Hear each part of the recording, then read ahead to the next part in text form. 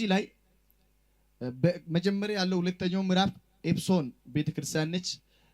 ቀጥሎ ደግሞ ፊላዴልፊያ ቤተክርስቲያን፣ ሰመርኔስ ቤተክርስቲያን ነች። ይቅርታ።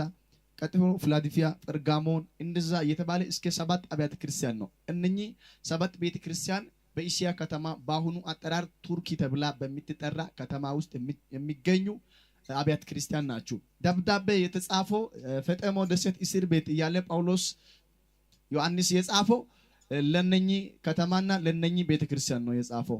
እየጻፈ ለዚህ ለኤፌሶን ቤተክርስቲያን እንደዚህ በማለቱ ነው መጽሐፍ ቅዱስ የጻፈው። ስፍራው ደረሳችሁ። ከአንደኛው ምዕራፍ ለእግዚአብሔር ቃል ክብር ጥቅጥቅታ ቆመን እናነባለን። ስፍራው በኢየሱስ ስም አነባለሁ። በኤፌሶን ወዳለው ወደ ቤተ ክርስቲያን መልአክ እንዲህ ብለህ ጻፍ። በቀኝ እጄ 7ቱን ከዋክብትን የያዘው በ7 የወርቅ መቅረዞችን መካከል የሚሄድ እንዲህ ይላል፣ ስራይን፣ ድካምን፣ ትዕግስትን አውቃለሁ። ምንና ምንን?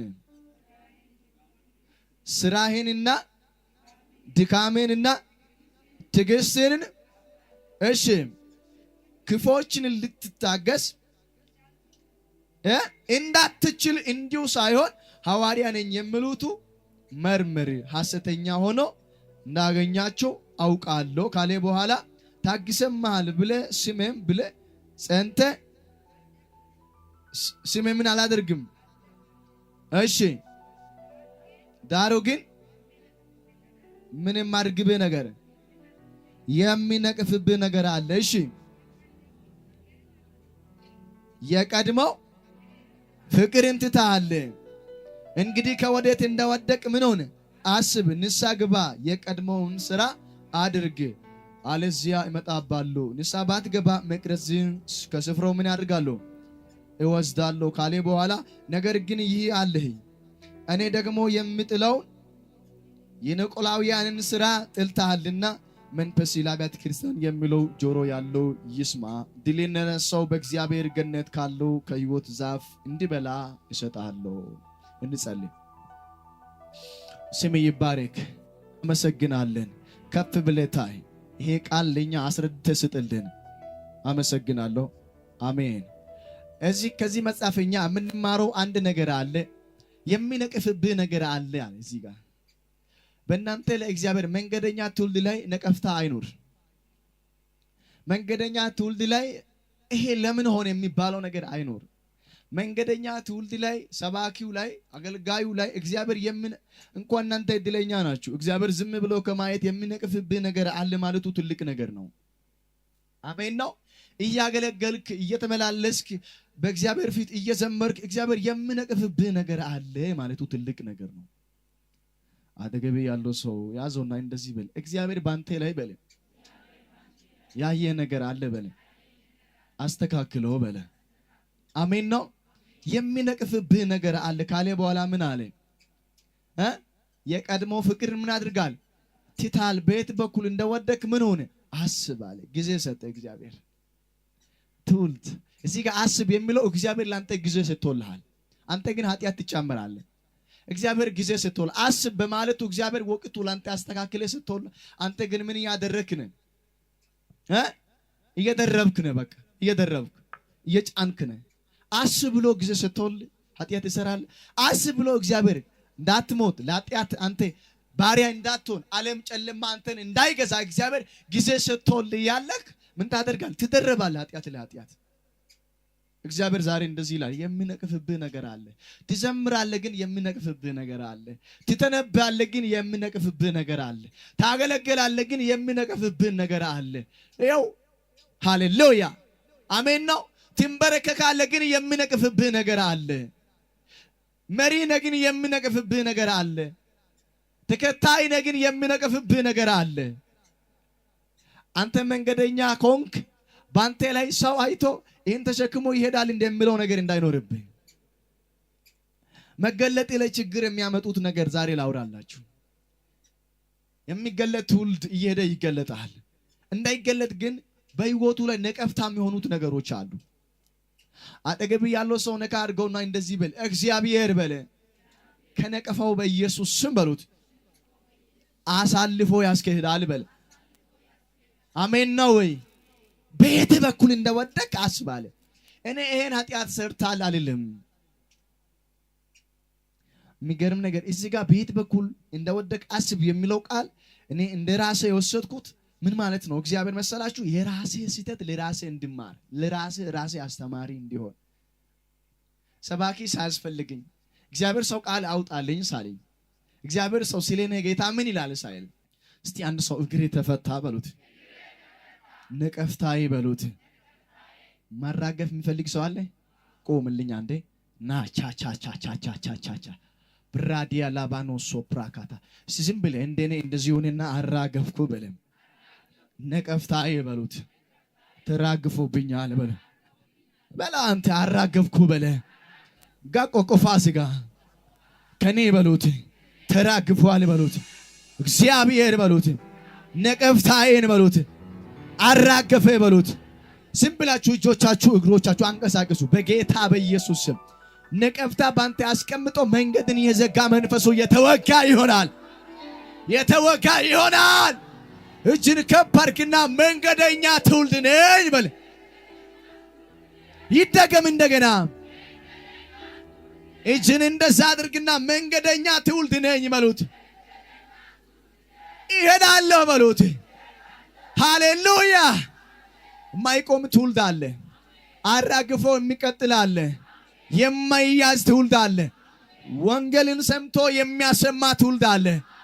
ወንጌልን ሰምቶ የሚያሰማ ትውልድ አለ። ቃልን ሰምቶ የሚያሰማ ትውልድ አለ። ከኪዳኑ ጋር የሚገናኝ ትውልድ አለ። ከኪዳኑ ጋር የሚገናኝ ትውልድ አለ። እስቲ አንድ ሰው እየሄድኩ በሉት፣ እገለጣለሁ በሉት፣ አልያዝም በሉት። እስቲ እንደገና አልያዝም በሉት። እስቲ አረፍ በሉ አንዴ። ሃሌሉያ። የሚገርም ነገር ለእናንተ ቃል ያስተላለፍኩት ያሉት እንደ ሐዋርያ ዮሐንስ እስር ቤት ሆኖ እጁ እግሩ ተጣርቆ ከግድግዳው ጋር ቁሚ እስር ታስሮ በተለይ ጴጥሮስ ደሰት የተባለበት ቦታ ቄሳር ቅጣት ለሰዎች የሚሰጥበት አካባቢ ነው፣ ወይን ነው። ዛሬ ብዙ ትውልድ በኢየሱስ ስም ይወጣል። ዝም ብለህ አሜን ነው ወይስ አሜን ነው? አሜን። እጅን ከፍ አድርግና እንደዚህ በለ በጌታ በኢየሱስ ክርስቶስም በእጆቻችሁ ለካሁን በኋላ ታምራት ይሁን። እየሄዳችሁ ታምራት ይሁን። እየተራመዳችሁ ታምራት ይሁን። እየተንቀሳቀሳችሁ ታምራት ይሁን። በኢየሱስም እየተራመዳችሁ ታምራት ይሆናል። ታምራት ይሆናል። ታምራት ይሆናል። ታምራት ይሆናል። እግዚአብሔር እንደዚህ አለ። እዚች ጋር ምን አለ? ላይ በኩል ትዕግስትን አውቃለሁ አለ። ስራዬን አውቃለሁ አለ። ድካሜንም አውቃለሁ፣ ትዕግስትንም አውቃለሁ። ክፉዎችን ልትታገስ እንዳትችል እንዲሁ ሳይሆን ሐዋርያንን የሚሉት መርምር፣ ሐሰተኛ ሆኖ እንዳገኟቸው አውቃለሁ አለ። መንገደኛ ትውልድ መሰናከል የሚሆኑ ብዙ ነገሮች አሉ። አንዳንድ ነገር እዚህ ጋር መርምር አለ አይደለ? ትሄዳለህ ከተባልክ በኋላ መመርመር አለብህ። እዚህ ጋር ምን አለ እግዚአብሔር ቃል? ሐዋርያንን የሚሉት መርምር፣ ሐሰተኛ ሆኖ እንዳገኛችሁ ይላል። እንዲህ በል አጠገብህ ያለው ሰው መሄድ በቃል ነው በለ። ቢያዋጣችሁ በለ። እነ ሙሴ ዘመን በለ፣ እስራኤላውያን በለ ከነዓን ያስገባው ነበር። በትንቢት ገቡ እንጂ ገቡ አይደል? ታዲያ አንተ በትንቢት የምትገባበት ሰማይ አለ? በምንድን ነው የምትገባው? በቃ ጉዞ ቀጥል። ያዘው አጠገብህ ያለው ሰው ጉዞ መቀጠል አለብህ በለ። አሁን የምታዋጣ መስመር ይቺ ነች። አሜን ነው። ያልተነገረ ትንቢት አለሽ እንደ ላንቺ ያልተነገረ ነገር አለ እንደ አይደለ? ግን ቃሉ ጊዜው እየጠበቀ ነው። እግዚአብሔር እንደዚህ ይላል፣ ከዚህ ማታ ጀምሮ የብዙ ትውልድ እግር በዚህ ቃል ይራመዳል። እስቲ አንድ ሰው እንደዚህ በል፣ እግሬ ይራመዳል በለ። መራመድ ያቃታችሁ ከአሁን በኋላ መራመድ ይሆንላችኋል። እምነታችን ላላ እንደሆነ ትውልድ ከቃል ጋር እንዳይገናኝ በዚህ መሃል አንድ መልእክት ላስተላልፍላችሁ። በእኛ ዘመን ትውልድ ቃል ማንበብ ትቷል። ዋሾ በእኛ ዘመን ትውልድ ቃል ማንበብ ትቷል። በእኛ ዘመን ትውልድ አይጸልም። የጸለየ ሰው ይፈልጋል። ጸልልኝ ስለኔ ይላል እንጂ ይጸልላሉ ይላል። ብዙ ሰው ያጋጥመኛል። ጸልልኝ ይላል። ያ ማለት አቋማችሁ ነው የሚመለከተው። ካሁን በኋላ ትጸልያለህ፣ አጋንንት በእጅ ይጮሃል። እስቲ እንደገና እንታጠቅ፣ እንደገና እንቆም። እኛ መንገደኛ ከሆነ እንደገና መታጠቅ አለብን። ድካም በማንም አለ። እግዚአብሔር ቃልም እዚህ አለ። ስራን አቃሉ፣ ድካምን፣ ትዕግስትን አቃሉ አለ አይደል? ኤልያስ ደክሟል መንገድ መሃል ከደረሰ በኋላ አይደለ? ዴማስ ደክሞ ወደ ዓለም ገባ ትቶ። ድካም በነቢያቶችም ያለው ነው የነበረው ነው፣ በመሪዎችም ላይ የነበረው ነው።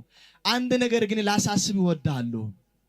በየት በኩል እንደወደቅ አስብ የሚለው እግዚአብሔር ጊዜ ሰጥቶላል። እስቲ አንድ ሰው ጊዜ አለኝ በሉት። ድገምልኝ፣ ጊዜ አለኝ በሉት። ለማገለገል ጊዜ አለ፣ ለመዘመር ጊዜ አለ፣ ለስብከት ጊዜ አለ፣ እግዚአብሔር ፊት ለመቆም ጊዜ አለ፣ እንደገና በጌታ ፊት ለመንበርከክ ጊዜ አለ፣ የእግዚአብሔር ፊት ለመፈለግ ጊዜ አለ። አንድ ሰው እጅን ከፍ አድርግና ለካ ጊዜ አለኝ በለን። ደግማችኋል። እንደገና ጊዜ አለኝ በሉት።